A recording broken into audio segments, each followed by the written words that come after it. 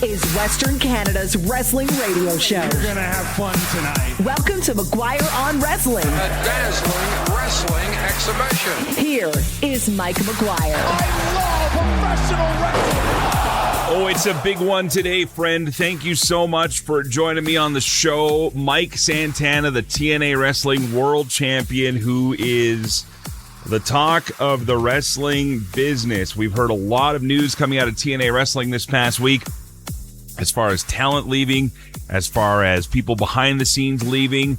What does this all mean? Well, all we can do is speculate right now, and even that doesn't always seem fair because we're talking about people's jobs and people's lives. So we're not going to dive too much into that because, again, we can all have our theories. I have mine, which I'll bring up later on in the show with the Wrestling Observer's Dave Meltzer, but these are all theories. This is not concrete. It's not anything like that because it's just not fair at any level to do that. But, I mean, if you just see what's going on in the world of entertainment in general, it's been amazing to see how fast things move in some ways and how sometimes we think one thing's going to go one way and it turns out to be another. Look at Netflix, for example, right? And they were zoned in to buy WBD, and now it is a Paramount property, right? Look at what just happened with New Japan Pro Wrestling. I'm not saying that's going to be what the case is, but it's hard not to think that way just a little bit. Either way, I hope you're doing well. We're going to talk about that. We're also going to take a preview into a busy wrestling weekend. Yeah, on top of TNA having a massive pay-per-view this weekend, NXT has a premium live event they're going to be doing on the CW down in the States, and of course on Netflix internationally. And WWE has Night of Champions, AEW's Forbidden Door. There's a lot to look forward to next weekend. Programming note, we are not going to be doing a Monday show next week. Even though the AEW pay-per-view is on the Sunday, we're going to stick to Sunday night. So you're not going to get the freshest up-to-date news on AEW's Forbidden Door, but we'll touch on what we know going into that, obviously. We'll have Night of Champions to talk about. We'll have TNA.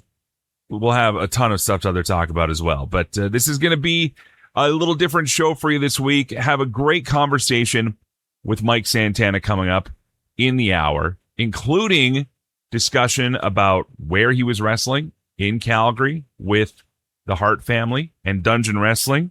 Again, that's what I call my home-based promotion, even though I've got some great shows coming up and some tours coming up with wrestling companies across Western Canada. Dungeon, to me, it just feels like the place I want to hang my hat as my anchor. Pure Power Wrestling in Southern Alberta. Fantastic doing shows with them. Canadian Wrestling's Elite. Love doing shows with them. And have been approached by some other organizations as well. So hopefully I'll have some updates for you on that. And we'll talk about even more wrestling across Western Canada. But in the meantime, we're going to talk about that. We're going to talk about some of the highs, the lows. One thing I don't have time for this week, and I've been trying to jam it in, though, is the 5 count, where we normally go through the 5 biggest stories of the week in a nice little news package here. So I think the biggest one to talk about, obviously, has to be at first the changes in TNA Wrestling. Tommy Dreamer was very emotional this past week on Busted Open Radio, where he's a host there as well. And he had lots of things to say, all positive about his experience with TNA. Tessa Blanchard, one of the first guests of McGuire on Wrestling, this iteration of the show, back when nobody wanted to talk to her or she wasn't wanting to talk to anybody. Somehow I managed to break through and have a really nice conversation with her. And a controversial figure? Sure. Maybe. I don't know. But I can tell you the person that I talked to then was definitely someone who was showing interest in getting back into the business. And now she's made a decision to really stick to it. It sounds like the option was given to her to either stick with TNA exclusively or work with CMLL exclusively. And she chose CMLL, where she had rebuilt a lot of her career after everything that happened in the States and in TNA the first time. Don't forget also, she's the first female TNA Wrestling World Champion. I think maybe the first female world champion to hold a men's world title. I have to go back and look at the history, but I remember all the scuttlebutt that came from that. And a fun story that came out of that this past weekend, Mike Santana, who again is going to be on the show soon, I got to introduce him as the TNA World Champion at our Dungeon Wrestling show. Big thanks to the Hart family again for always having me there and letting me be a part of the team behind the scenes. But I introduced Mike Santana as the TNA Wrestling World Heavyweight Champion, to which Lance Storm, who's a producer thereof, pulled me aside afterwards. He says, just a quick note. I said, yes, sir. He goes, our title is not the World Heavyweight Championship. And he cited exactly Tessa winning it as to one of the reasons why they stopped calling it a heavyweight championship. And it's like when Rey Mysterio became the World Heavyweight Champion in WWE, and Vince stopped calling it the World Heavyweight title and it was the World title instead. So bit of a fun story there. I got a ton more of them for you. I'll delve into them more next week. But honestly, this is such a loaded show this week. I just want to thank you for being here and listening and supporting all our shows. Had a great time hanging out with Mitch and Dimitri yesterday on the alternate commentary table. Yesterday being Saturday, you can hear that on the podcast feed as well. We did a quick little ACT just before the Dungeon Wrestling show, and Legends and Champions coming back with Stephen Bennett later on this week. Tell you what, we're going to take a quick pause for the cause. Head to CelebrateWrestling.com, join the Facebook group, and when we come back, we're going to check in with Wrestling Observer's Dave Meltzer, and Mike Santana, the TNA World Champion, is on the show today. This is McGuire on Wrestling.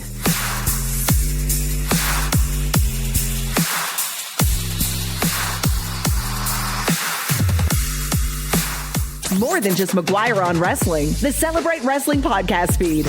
Laugh along with Mitch and Dimitri on the alternate commentary table. You're the champion over there, and I'll be the champion over here, and we'll be alliances together. It's like, come on. No, you hang up. Come on. No, you hang up. Okay, let's hang up at the same time. 1, 2, 3. You didn't hang up. Me neither. I know. Just search and subscribe to Celebrate Wrestling. Always free. Always about wrestling. Celebrate Wrestling wherever fine podcasts are carried. It's time for the Wrestling Observer Insider with Dave Meltzer, McGuire on Wrestling. Well, Dave, big guest on the show coming up in a few minutes here. Kind of the belle of the ball right now as far as rumors and discussions go. And I think we should touch a little bit on TNA and what's happened in the last couple weeks, obviously. There were some big changes in that company. Tommy Dreamer, who was part of that company off and on for about 10 years, also a lead creative force there, now gone. We've seen stars like Tessa Blanchard now basically be given a choice, is what she said. She said you can either work for us exclusively or work everywhere else, and she chose everywhere else because of her base.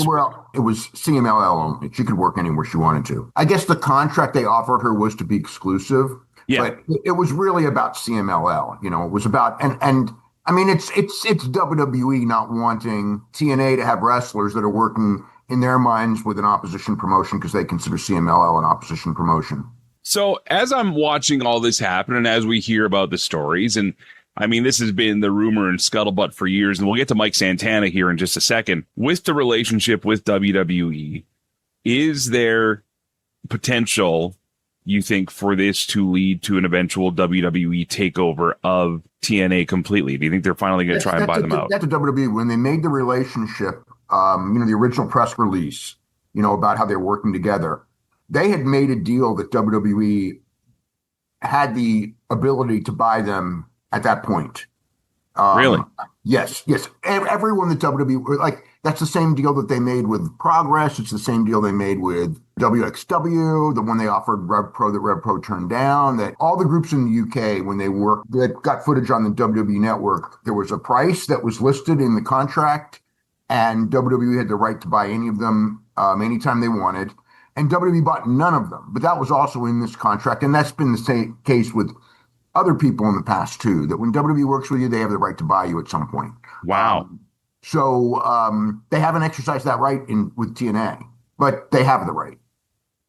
That's a whole game-changing statement right there. I wasn't realizing that's how these deals are set up here. And I don't want to get too insy on this because we might lose some people, but basically what you're saying is if I own Wrestling Company X and WWE wants to work with me, that they make it part of the deal flat out that, hey, if we decide we want to buy you out, this is the way it is, here's the price, and once it's done, it's done. I mean, I'm not sure that that's with every company, but it was with TNA and it was with the the European companies when they put the stuff on the network. It's like the ones that they had a close enough relationship that they were sending regular talent. Like if they send, like, I don't know that they had that deal with Noah. They may, but I don't know they had the deal with Noah. I don't think they had the deal with Marigold, and they have sent EO to Marigold a couple of times, although they haven't sent anyone in a long time. But those companies, yeah. And when the companies are sending a decent amount of talent to, I don't think they had that deal with what's it called, with Bloodsport. I could be wrong, but I don't think they did. But, like TNA, they have that deal. Really? Well, that's interesting then, because we're also hearing stories of people behind the scenes. Digital producer, for example, was let go or left the company, one or the other. And whenever I see things like that, I think one of two things. Okay, downsizing due to revenue, or, we're making the books look good to make the final sale here. And we saw this when WWE and UFC merged, for example. And this is obviously not that scale of a thing yet, but WWE says, hey, we already got these people. We're not going to need to bring these ones over. Right. And WWE has creative teams and they have people in charge. They have digital producers. They have content creators. I don't want to be the guy to perpetuate a rumor here, but just knowing how business mergers work, and especially in media conglomerates. Yep. It's hard not to see a little bit of smoke here one way or another, right? I think that the idea is that getting on AMC would turn their fortunes around business-wise. Okay. And it didn't happen. So this is the price to pay when it didn't happen. That's what they were holding on for. At first it was like, well, we're only on Access. We'll keep it going until we get a TV deal. They got a TV deal. Okay, now we're in the promised land. But it wasn't. It's like their business fortunes didn't change at all. Getting on AMC didn't lead to any new ticket sales or anything. So I think that's kind of where we're at now. Now it's the moment of truth. Again, will somebody buy them? Who the hell knows? The last time they were in this predicament, there were multiple people who wanted to buy them, including, Billy Corgan wanted to buy them. Maybe, I'm not sure about the Harris twins, what their deal was exactly. Even Toby Keith, the late country singer now, he was involved in discussion. Toby Keith was earlier. Yeah, Toby Keith talks of buying them. Yeah. But that was from the Carters. But I guess Billy Corgan would have been the Carters, and Leonard Asper was the Carters. Mm-hmm. And it ended up selling to Leonard Asper and Anthem Entertainment. Well, again, I don't want to perpetuate anything that obviously hasn't already been announced or is happening. And, we don't do that here. But it is interesting to me just from a media guy standpoint. And we talked about Japan with the conglomeration going on there and companies merging together, or at least being under the same umbrella now, even more so that why wouldn't this happen in North America? We're already seeing it with streaming services. We're seeing it with network TV. We're seeing it with a lot of stuff. So why would pro wrestling be exempt?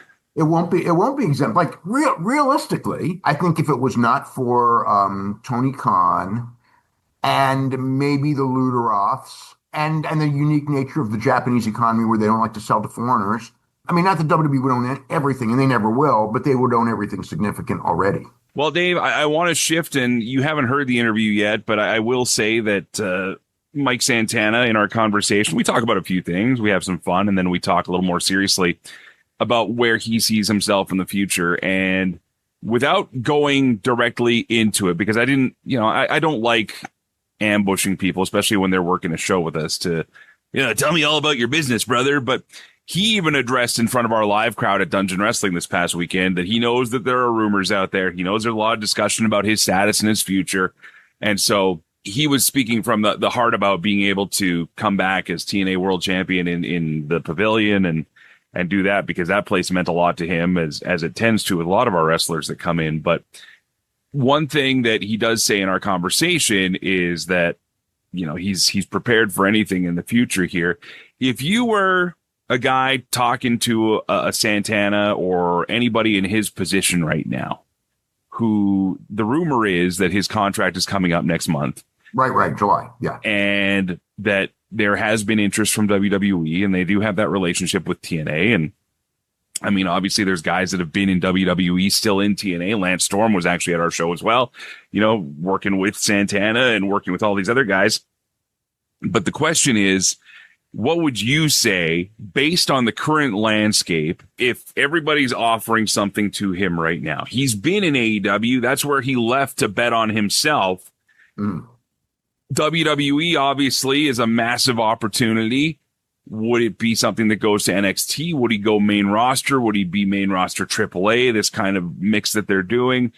And then, of course, there is still Japan as an option here. I mean, what would you lay out as your thoughts, your recommendations as to where this guy should go at this point in his career?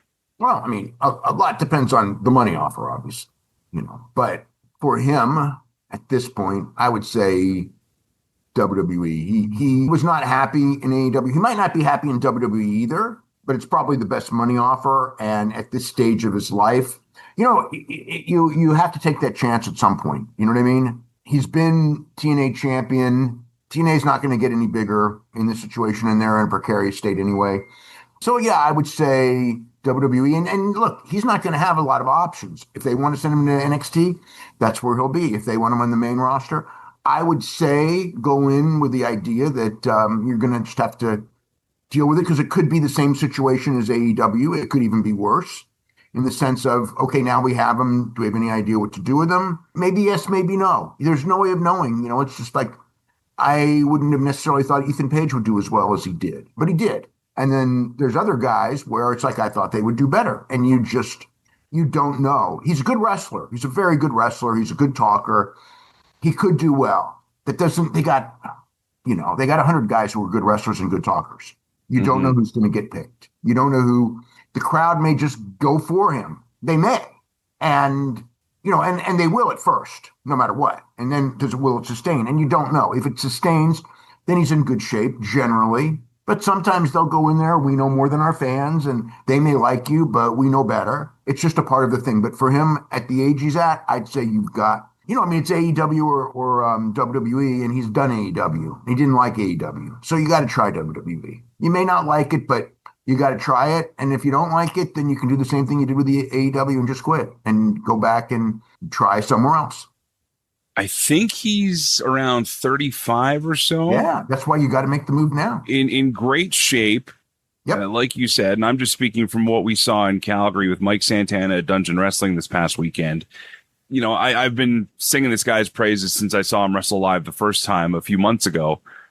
I think that something we've talked about a lot on this show is prime earning years, where, there is a time to pull the trigger. Yeah. And I think that based on his heritage, his Puerto Rican heritage, his New York heritage, like there's a lot of pluses. There's a lot of boxes that get checked by bringing a Mike Santana in for the stuff we've seen TKO doing with WWE and the places they've gone. And, they're going to go back to Puerto Rico. They're going to do other shows, other places. And I think there's going to be a spot for him. And I think he might actually do well. And I'll save that for people to listen to the interview coming up in just a bit. But right now we're talking to Dave Meltzer from the Wrestling Observer and WrestlingObserver.com. One more thing on WWE talents here quickly. Chad Gable has been back on WWE Raw now. He's had a big return match, and honestly, I watched it and I thought to myself, boy, are they missing with this. the hand clapping over the head, the music. Like, I think that the redemption story is cool, getting back over with the luchadors and talking about that. But I don't know. There was a lot of stuff in that display on Raw that I felt was just pure cheese. What are you thinking? I wouldn't change the music. I think the music was very distinctive. As far as the rest, this is what I think. The guy's a great wrestler, like a really great wrestler. Yeah. And he can talk. And it's just a question of what they perceive. How far will they go? You get slotted. I see him slotted in that spot. It's not the worst spot. It's a better spot than he's been in the past, but it's still not the top spot. He can go with the top people. He can go with anyone, but that doesn't mean that they would put him there. Talent-wise, he's got the talent. There's just only limited spots in WWE, and AEW both. There's really limited spots at the top right now. And staying in WWE, it's the same coat of paint. I always tell people the fresh coat of paint after a couple of years is more than likely going to be good, unless you're wrong for the other company, because each company has their favorite things that they like to do and types of people they like to push. But if you're kind of a middle guy, it's actually best to be going back and forth, because every time you go to a new place, It's a fresh coat of paint. And if you do well in the other place, the place that you left, they're going to want you even more than they would if you had just stayed. People don't understand that psychology. And there's also some stuff like it's bred into wrestlers that it's bad to leave your job. And that's the worst thing. You should never, ever listen to that. You should always look for different coats of paint, unless you're the top guy. No, you don't have to. But if you're a middle guy, it's best to go back and forth. Even in 2026? Especially in 2026. Yeah, especially if you're stale. All right, well, let's jump over. We'll talk a little bit more about WWE and, of course, what's been going on this past week leading up to Night of Champions. But first, I think it's fair we ply over to AEW. Of course, this weekend, back-to-back pay-per-views. We've got WWE on the Saturday, AEW on the Sunday. This is Forbidden Door. I've told you before. And NXT and TNA. Yeah, to be fair, if you really want to get into it, there's a lot. Yeah, but as far as the big shows go here, of course, all eyes are going to be on Forbidden Door for AEW here. We've got I've got 9 matches anyways, according to my list. Is that what you got too? Women's tag team titles were the ones now added last night. We've got the IWGP title with Shota Umino against Pac. AEW women's title match, Thekla against Starlight Kid, which, okay, sure. This is one of those, it feels like this one's kind of jammed in there because it's Forbidden Door. We have to do it. Yeah. Kenny Omega, Zack Sabre Jr. This one's been very, very one-sided so far on AEW TV, but should be a great match. Kenny's been taking it easy. It should be a great match, yeah. As far as his weekly stuff goes, which is nice to see. He's not out there killing himself every week, so hopefully he's saving it for this one. We have the Owen finals, Swerve and Will versus Mercedes and Maya on the women's side. And then Jon Moxley with the AEW Continental title against Bandito. Cope and Cage against the Dogs. And, of course, this insane steel cage match, 12-man match. And I was talking to our Greek guys yesterday because we were all together at the Dungeon Wrestling show. And this 12-man cage match, man, we're talking about injuries and people just getting back and people not doing well. And I just see a match like this as being a potential roster wrecker again for AEW. Do you think they're going to? I hope not. Well, I hope not, too. I always hope that. But, if history tells us anything, Dave. Yeah, the guys in AEW, it's one of the things that I've seen is that they work so hard. You know what I mean? It's just like so hard, and they sometimes, overdo it. And that's why the injury rates, guys get banged up a lot. Yeah.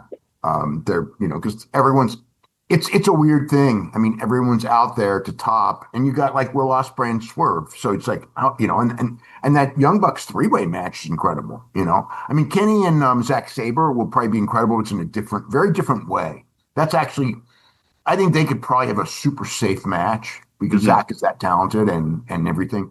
But, like in that, you put Mascara Dorada out there. That's like he's going to go in a significant match. He's going to go crazy. Teton's going to go crazy. Nick Jackson's going to go crazy. Right. Then you're getting to the 4-hour mark of the show, and look at the talent in that 12-man tag. It's like that is loaded with talent. It's loaded with talent, but it's loaded with talent that could all get injured, and then all of a sudden AEW is out top people again. No, it's not like everyone's going to get injured, but the concerning one obviously is MJF because he's the champion and he's the big draw right now, and you absolutely don't want him hurt any worse, and so he absolutely needs to be careful because he needs to headline Montreal. And then he needs to be, if not the main event, the semi-main event for Forbidden Door. And either way, those are like huge matches, Well, and All In, I think is what you meant to say there, because All In, yeah, because that's where I'm really looking. All In Wembley's the biggest show of the year. And obviously, like, he's either going to be defending the title in the main event or he's going to be in the number 2 match on the show, which is a giant match either way. So yeah, he's one of the key. He's the. At Forbidden Door, Will Ospreay's the number 1 guy. But, he could be number 2 on that show, he could be the opponent for Will Ospreay. If he's not, he's going to be the opponent for somebody pretty damn great in the semi-main. So there you go. This is McGuire on Wrestling on the radio and online with the Wrestling Observer's Dave Meltzer. Mike Santana, the TNA World Champion, who's in a lot of discussion, will be joining us on the show a little bit later on. Dave, let's jump back over to WWE. We now have a main event in the form of Cody Rhodes defending his WWE championship in a three-way against Sami Zayn and Gunther. This was decided after the commercial-free title match that kicked off SmackDown and then was followed by a reboot of the match, followed by chicanery, and thus Sami now finding himself injected into the match here. Quickly on the SmackDown front, going commercial-free in that first segment, was that a ratings decision? Like, it just shocked me that they were doing that because, like, how's SmackDown doing overall? Well, I mean, it's lower, but look, it's been going against the NBA and the World Cup. You know what I mean? Right. It isn't their fault. You know, like when last week's numbers for SmackDown and AEW Dynamite, not this past week, but the week before, you know, they were very low based on normal. But when you look at what the competition did, you'll go, okay, I get it. It's like I wasn't even the slightest concerned with either rating. I mean, not even the slightest, even though they were low, because it's like, you know, you're going against the World Cup that had, 18 million viewers against SmackDown last week. So it's like, you know, yeah, you're going to be low. At the end of the day, those variations are usually determined by competition. That's one of the reasons why they gave you Cody and Gunther to start the show, and they gave you Cody and Gunther again, because this was a reaction to the fact that they know they got to get that audience back from the NBA, and going against the World Cup cut a lot out of that audience. Well, 6 matches for Night of Champions. Of course, it's going to be airing early in the day here in North America, coming from Saudi Arabia. We have that undisputed title match. King and Queen of the Ring, Jey Uso, Obafemi, and Io Sky versus Liv Morgan. I think these ones are almost clearly spelt out. I don't know how you don't go Oba for the men, and then Liv is... I could see Lesnar costing Oba the match. Okay, and that could be the way it goes. And then you go, because I think it's too early to put... Oba against Roman Reigns. I just think that's, I mean, you could, but I just feel it's a little early on that one. But is Jey Uso versus Cody a draw for SummerSlam? No, but Obafemi and Brock Lesnar is. I guess. Roman Reigns and Seth Rollins, you know, they've been wanting that match for a year, 2 years actually. They've been wanting that match for 2 years. They can finally get it this time. Liv Morgan hypothetically wins this thing. She's already a world champion. I don't know what's up with Rhea Ripley, so that becomes a weird one. That's what I'm wondering, is where is Rhea Ripley in this whole situation? There's been no update. I've asked about SummerSlam. No one's told me yes or no, so I don't know the answer. I don't know the answer right now. Okay, well, of course, the other interesting angle of this could be Io versus Ripley. Should Rhea be okay? And that would be obviously that may have been the original plan. A great storyline. Seth Rollins, Braun Breaker in a steel cage. I was talking about this with the Greek guys, too. I worry about these guys in a steel cage the same reason I worry about the 12 guys in the other steel cage. The division has not been doing well, and anybody associated with it has not been doing well. So let's put them in a higher risk match, Dave. Yeah. Okay. Well, they don't have to jump off the cage. No, they don't have to. Yeah. They don't have to jump off the cage. That may be important to, you know, and the same thing with the AEW guys, except with the AEW guys, and you got Darby Allin. Oh, for God's sake. Yeah. I mean, come on. They're jumping off the cage. You know, I mean, it's like, I don't care what anyone says. I know it. Braun and Seth don't have to jump off the cage. They may, but they don't have to. You know, I mean, that's what, you know, started Bronson Reed's injuries, you know. Well, yeah, he blew his ankles. Some guys can jump off a cage and be fine, you know, and everyone hopes they're those guys. Trick Williams and Ricky Saints for the U.S. title. That one's pretty much a wash for me, and I hate to say that because I've been cheering for Ricky Saints, but my gosh, have they made this guy look like a dweeb? Yeah. But I just see them as something that they're feeding Trick. And Tiffany Stratton against Jade Cargill. I'm almost convinced that Jade could win this title. Oh, yeah, I could see that. All right. Well, there's our thoughts going into this weekend here. Dave, we're running a little tight on time today because I got the Santana interview to run here. So let's go ahead and talk about things going on in the Wrestling Observer newsletter and things people can read about. Yeah, I mean, this issue is tons on that UFC show, you know, all the fallout, you know, of that show. And it was, I mean, just incredible amount of fallout. Got a lot of stuff on the shows on the 27th and 28th. You know, as far as like business interest levels and things like that for all the shows, and actually all through the summer. Was it worth it for UFC? In what sense? I heard that they made like 30 million back in advertising revenue, but they're still out 30 million. They're not hurting financially. That's not even a concern. Okay. They got an incredible amount of publicity at a level they've never had in the past. So you could argue that name value wise and everything, it was good. Ratings wise, disappointment, but still great. I mean, it's like 7 million viewers in the United States on Paramount. That is a great number.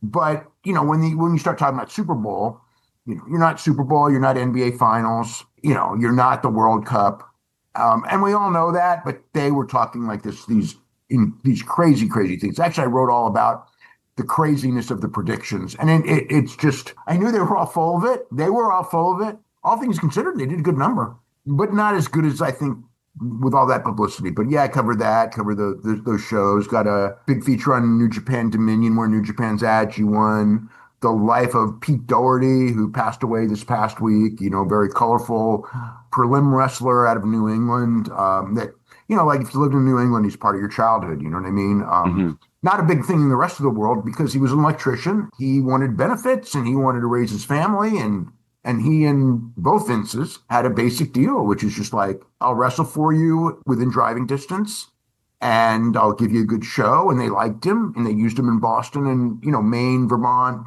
Massachusetts, Rhode Island, sometimes upstate New York, but not much after that. Occasional they'll do in New York or Pennsylvania, but not Vince Sr. when in this is being like in 73, just goes, hey, you're good. And he was just like, yeah, but I can't go full time. I've got family. I got a good job with benefits. And he goes, I think you're good enough that I will book you, especially back then when, they would do over 100 shows a year just in those states. So right. I'll book you every time you're in the area, you're going to be booked, but I can never push you because you're not going to be full time. And they had that deal and Vince had that deal, the son, and he was there till, the early 90s. He is Dave Meltzer from the Wrestling Observer and WrestlingObserver.com. TNA World Champion Mike Santana is on the show next. Dave, thank you very much. We'll talk to you again soon. Okay, have a great week. Always appreciate your feedback. Want to remind you can sign up for the Celebrate Wrestling Facebook page. That's our message board. That's our conversation group. And if you like what you're hearing and want to support the shows, head to CelebrateWrestling.com. There's a PayPal if you'd like to make a one-time donation. Or if you'd like to support the shows any other way, just follow us on social media. Join in the conversation. There's lots of great things to talk about, including, like I said, the future with Mike Santana, the TNA Wrestling World Champion. A lot of discussion around this guy.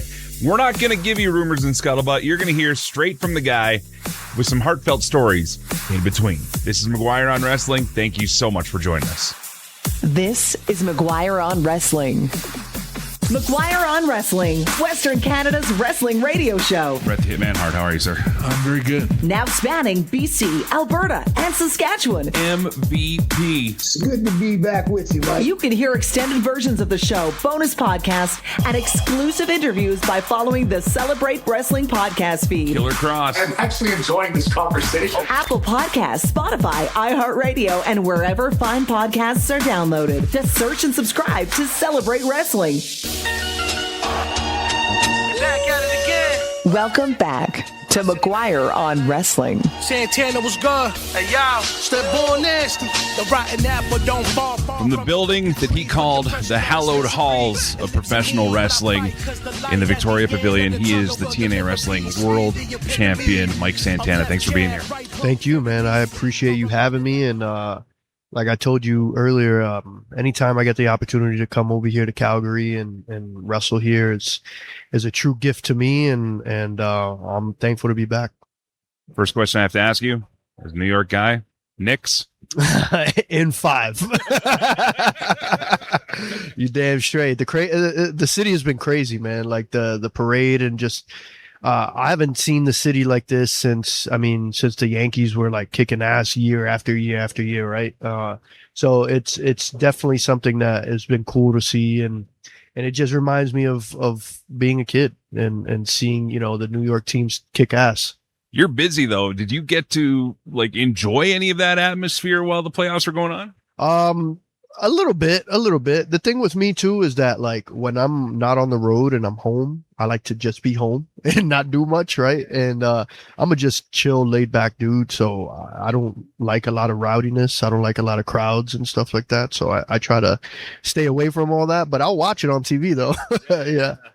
That's incredible. I mean, I'm only been to New York a couple times and I dig the culture and I dig the people, but just seeing what it meant to like people that have grown up there and lived their whole lives. Like, I mean, here in Canada, we do that a lot with our hockey teams, but man, seeing what was going on with the Knicks and this crazy story and everybody's got an angle on it, but it's kind of cool to see something like that unite people, right? Absolutely. I mean, one thing I know about New York City and just being a New York kid is that like, there's a lot of things that bring us together, and sports is one of them, and everyone is very passionate about our teams, even when they're not the greatest, right? They like we're just loyal. So but yeah, it's been an amazing thing to see and be a part of, and yeah, man, hopefully we do it again next year. Mets or Yankees? So it's a loaded question, I know. It is. So I literally live walking distance from Yankee Stadium. Okay. So and I grew up, of course, the 90s Yankees teams and early 2000s. Like my dad is a diehard Yankees fan, right? So at the time when I was a kid, I used to live right across the bridge and stuff. So I would always go to the games with him. But also my grandparents are diehard, like loyal Mets fans. And I used to go to a lot of Mets games when I was a kid. So I'd say I'm in the middle. All right. Enough about other sports. Let's talk about this thing you do here in pro wrestling. And like I said, we're here in the Victoria Pavilion. What I loved about your last appearance here in Dungeon Wrestling was the promo you cut after the match. And I could tell, like, there's a promo for the sake of getting over with the hometown crowd. And then there's a promo that comes from the heart. And for those that didn't get to hear it, could you maybe just take us back to what you were thinking in that moment, standing in that ring in here? Man, I've never shied away from whenever I talk about my upbringing and talk about me coming up in wrestling and discovering wrestling. The Hart family has been there since day one for me. I'll never forget watching WrestleMania 7 and seeing Brett and Anvil come down that aisle. And I was like, these are the coolest dudes I've ever seen in my life. And, as I got older and just, more and more into wrestling, like I was never into, the comic book characters. I was never into like the overly huge guys or whatever. My thing was that seeing Brett made me believe that I could do it, and aside from that, like I'm a poor Puerto Rican kid from the projects, and Brett was someone that always spoke about who he was, where he came from, his family, his values, and wanting to be the best. And I mean, to a New York kid, that's everything, right?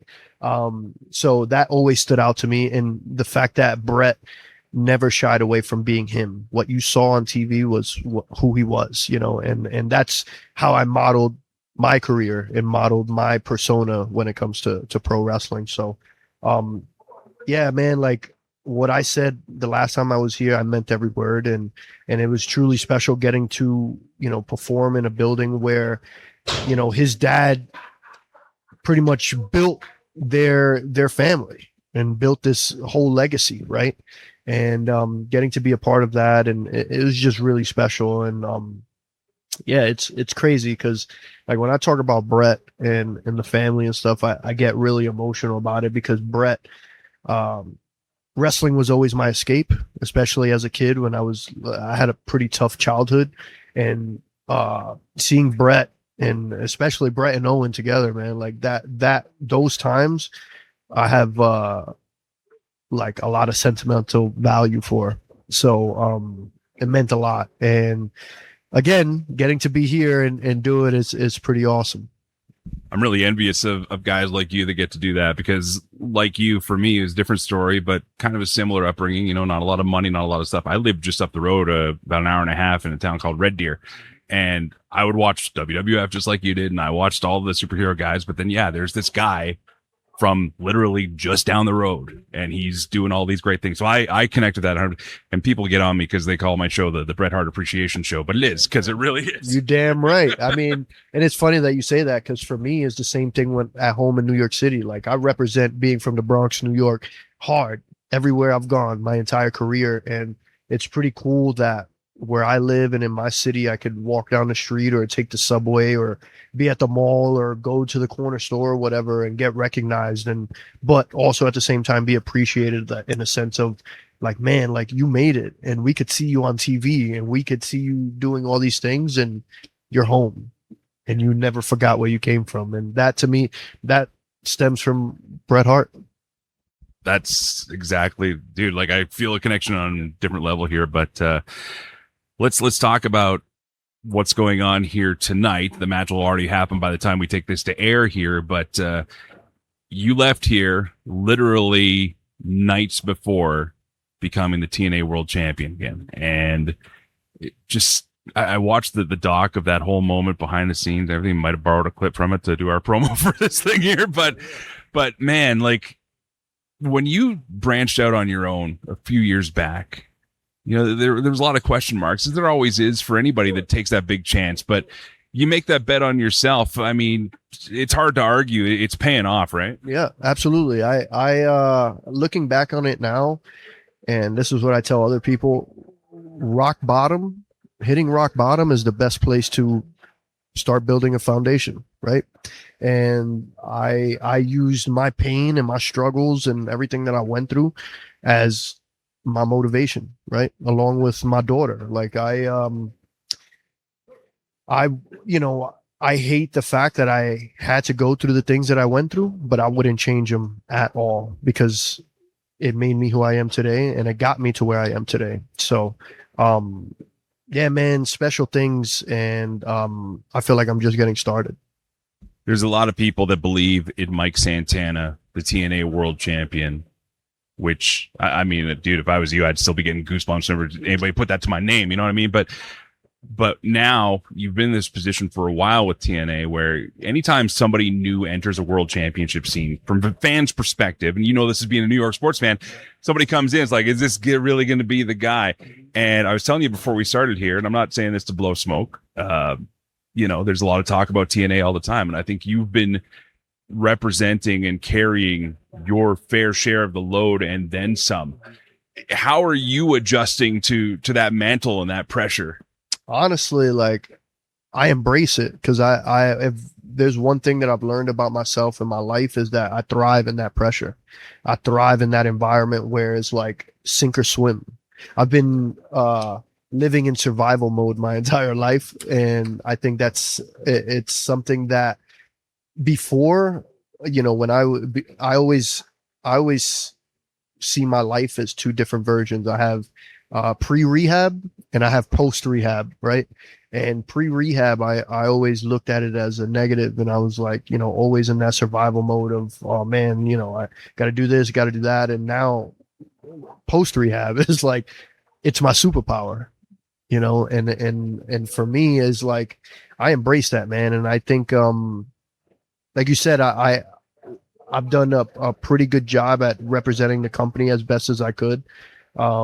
And, you know, pulling my weight, you know, and again, we have a great team over there too. You know, there's, that roster is very special. I've always said it. And, you know, I'm just, a part of that, you know, and it feels good. I think one of the best moments we saw of great teamwork. I'm a big fan of teams that work together. We got a great team here at Dungeon, for example, right? And to be even a small part of it on my side, you know, it feels like you're valuable enough to give a contribution is actually acknowledged and appreciated. I want to go back to a moment. I don't want to dwell on it too badly, because obviously things worked out the way they worked out, but there was that really scary moment with Steve Macklin, and like, I could see it on your face, like, oh God, what do we do here? But at the same time, let's talk about the teamwork and what made that work for you guys, and how the good came out of that. Yeah. You know, Steve is one of my close friends. And it was definitely a scary moment, because you know, we're, you know, just to pull it back a little bit, like, we're trained in this sport to protect our opponents at all costs, right? And that to me is number one. So when that happened, you know, I was just like, I just want to make sure that my friend is okay, you know, and thankfully he was, but it was definitely scary. And thankfully we're all pros, right? It was one of those things where you got to think quick, and we all showed exactly why we're in the position that we're in. And like you said, good came out of it, right? And we pivoted and we did what we had to do, and eventually came right back around to me and Steve. So I'm just glad he was okay, and everything turned out well. Well, technology being as great as it is, I have to thank Mike Santana for redoing the back half of this interview because things happen. But hey, we're in the pavilion, and this is what we do. Like you said, talking about the Macklin situation. Sometimes we got to improvise. And so just looking forward into the future, man, I've been kind of singing your praises ever since you were last here. I've been talking to some of the analysts and people around the world, and I said, you know, if you've never seen Mike Santana live, you have to see this guy. As far as your future goes and carrying the weight of TNA or whatever you have next, we were saying that you feel like you're just getting started in this whole thing. Yeah, I mean, you know, I'm thankful for the opportunity that TNA gave me the last 2 years as far as being able to reinvent myself and rebuild myself. And, man, I just looking back on these last 2 years, I've been able to accomplish a lot of things and do a lot of great things. And, you know, I don't take it for granted. And being a part of why the company is where we're at today, and having this new TV deal and all this stuff, and just being on the forefront of that, it feels great, and it's something that I take very serious. And, you know, as far as the future goes, man, I'm the type that growth is part of my life, and I feel like if there's an opportunity for me to grow, then that's what I'm going to do, right? Whether it's at TNA, whether anywhere. For me, if you're not growing in this business, then what are you doing, right? If you're not trying to progress in this business, then what are we doing? And at the end of the day, like, I need to show my daughter that there's levels, right? There's levels to this. And also, my dad used to always say, the top of one mountain is the bottom of another, right? So keep climbing. I said this to you by the ring, man. Like, yeah. And again, I'm not blowing smoke here, dude, but we do positive shows, as you've discovered. We don't like to really razz stuff, but dude, you're so inspiring to so many people that either want to do this or are even still involved. Like, I mean, doing what I do, you know, I consider it a part of the show, but I'm trying to give everything I can to it because I still got that same passion, and you're living it, man. Absolutely. So on behalf of everybody, every dreamer that's ever wanted to do this and to see you succeed, I mean, I don't know if you're foreshadowing to me or not here, but I'm picking up something, man, because I'm seeing Mike Santana go from literally a guy that was in the mix, kind of just there, and then we heard all this stuff. Mike Santana's going on his own. Well, you know, who the hell's Mike Santana think he is? Right. And now we're seeing who the hell Mike Santana thinks he is, and he's living up to it. Yeah, you know? And I remember when all that was happening, you know, and getting all that craziness coming at me, and I just said, I'm gonna strap my boots tight, watch me work. And here I am. I love it, man. Well, again, Mike Santana, TNA World Champion. We'll see what happens with you and Nick Nemeth. I think it's going to be a banger of a match there. Hell yeah, I'm excited. And the last question for you, Nick's back-to-back next year? Always. Always. Come on. Start the parade. Yep. Start it now. Get it ready. There you have it. Once again, the Bronx's own Mike Santana. We had a couple great conversations off microphone as well, and this guy's legit. What you see is what you get, and I love people that chase their dreams no matter how much it seems like things are against them. And let's face it, if you're like me, you remember hearing the stories back in AEW when he left there and said, you know, I'm going to bet on myself. And there was the feud with Ortiz, there was stuff going on online, and it carried over into other promotions, and people were kind of all question marking this guy. Well, I think the question marks are being erased. And like I said before, I think that Mike Santana checks a lot of boxes for the future. Hopefully this show has checked some boxes for you as far as enjoying pro wrestling conversation. Again, my thanks to Mike Santana. As always, thanks to Dave Meltzer. But most importantly, thanks to you for listening to and supporting our shows. Don't forget, Celebrate Wrestling podcast feed is where you can find us online, as well as other great shows. Legends and Champions comes back again this week. And the alternate commentary table with Mitch and Dimitri. And you never know, some other stuff might be popping up real soon. Always free, always about wrestling. Until next time, thanks for listening and letting me do what I do. Play safe, drive safe. Be seen ya. McGuire on Wrestling, online and on the radio. You can hear extended versions of the show, bonus podcasts, and exclusive interviews. Just search and subscribe to Celebrate Wrestling. Always free, always about wrestling. CelebrateWrestling.com.